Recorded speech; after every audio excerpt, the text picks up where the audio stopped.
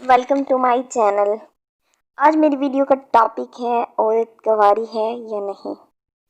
लेकिन वीडियो से पहले आपसे एक छोटी सी रिक्वेस्ट है कि मेरी आर्यजी चैनल को सब्सक्राइब करें और घंटी के बटन पर भी हिट कर दें ताकि मेरी हर नई आने वाली वीडियो का नोटिफिकेशन आप सबसे पहले देख सकें।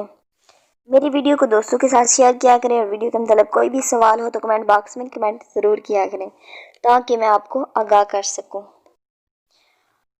मैं आज बात करने जा रही हूँ जिस टॉपिक पे वो है कि औरत गंवारी है या नहीं। औरत के पस्तान देखकर पता लगाएं कि औरत गंवारी है या नहीं। इसको पता लगाने के दो तरीके हैं। एक तो ये कि शादी वाले दिन खून का बहना, और दूसरा ये है कि औरत के पस्तानों की मुख्तलिफ शक्लें और रंग आए। इन दोनों तरीकों पर नज़र डालते हैं औरत गंवारी है या नहीं।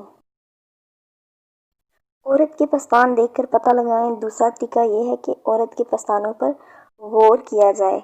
अगर पस्तान ज़्यादा ढीले या पस्तान के निपल काले हो रहे हैं या निपल्स ज़्यादा बड़े हैं तो समझ जाना चाहिए कि औरत इससे पहले सेक्स करवा चुकी है।